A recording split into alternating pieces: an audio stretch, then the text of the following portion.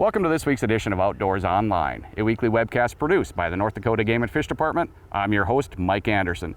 Today we're at the newly constructed wildlife crossing just south of the Long X Bridge in western North Dakota.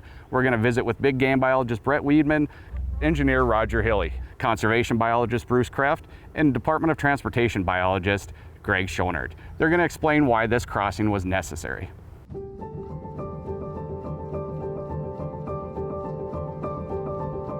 This area is a unique situation in North Dakota for bighorn sheep because it's prime bighorn habitat. We have a major highway that traverses both sides, and so we've had for several years, probably 10, 20 years, our bighorns crossing the highway and getting hit. So there's a lot of bighorn activity in here, and because they don't fear vehicles, it just makes it worse.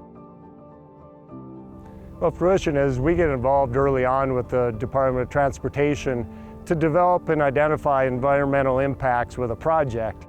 You know, constructing through this area, we have high quality habitat for a variety of wildlife, and we knew there was going to be concerns with widening the road. That's, more room for the animals that they're going to have to cross, more time they're spending on the roadway. But we also have a safety standpoint that as we increase traffic and increase the width, there's more chances for wildlife vehicle collisions. And historically, this last 10 years, there's been a lot of collisions. We worked with DOT to come up with whatever solution we could possibly come up with so to maintain habitat connectivity between both sides of the road. Yeah, we had dramatic increases in traffic volume and speeds. The speed limit was increased from 55 to 65. And these bighorns, when they want to cross, like a ram in rut, he's going to cross, he's going to try. And a lot of times they'll get hit. Another issue we had was people would see bighorns right off the highway and they would stop their vehicles right on Highway 85. I came down here one day and there were like 7, 8 vehicles stopped on the highway taking pictures of the bighorns.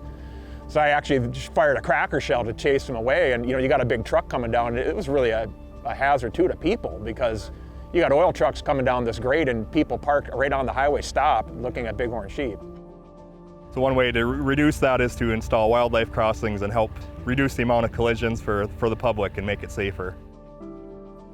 Yeah, the key with this tunnel, and we put a lot of time into the design, bighorn sheep like open areas. They do not like going in enclosed spaces. So a lot of smaller crossings, which would be conducive for mule deer, bighorns would not want to use those. That's why we kind of had this unique design, open it up so those bighorns can see through. The bottom will be flat, it'll be about 40 feet. The span's 60 feet right now. The span is 60 feet. From top to bottom will be about 19 feet.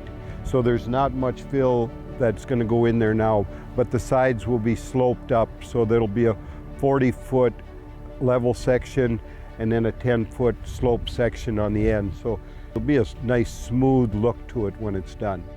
Somebody asked me, why is this structure so big? We want the openness factor of it. When that animal approaches that structure, does it look safe for them to go through? So we try to put them in the location and size them properly for the species that we're trying to accommodate. So this area we have mule deer, we're going to have mountain lions, we have elk cross in this area as well. So it's going to be more than bighorn sheep. This one was designed specifically to be enticing for bighorn sheep, but other animals will be using as well. The key will be to, when we put up that fencing, to funnel the bighorns to the crossing where they just don't have the option to cross the highway. So this crossing, I think, is going to do wonders for mortality. Our population of bighorn sheep in North Dakota is about 350 total. So you compare that to mule deer and white-tailed deer, and it's just a tiny fraction of our other ungulates. So every time you lose, especially a bighorn ewe, that's a big hit to your population. A pregnant ewe, that's potentially 2 bighorn sheep you're losing. So every one you lose is significant to us. So anything we can do to minimize that mortality, we'd want to do that. We really, as Game and Fish, we work with DOT. They have their goals and missions, and we have our mission to protect wildlife and wildlife habitat. So we all had to come together, try to address everybody's missions, and come up with a solution. We knew there's going to be wildlife impacts, and ways to minimize that is crossings, but also, from a safety standpoint, is we have a Vision Zero strategy right now, and basically that's an initiative to see 0 deaths in the state, and that's not only for vehicle-on-vehicle collisions, but also wildlife vehicle collisions. Yeah, it's been great. It was kind of eye-opening to me, all the different agencies and individuals involved in this, private companies, federal government, state government. It's been quite a collaboration. I don't know, I've been working on it for about 10 years, I suppose. So it's nice to see something finally happening, for sure.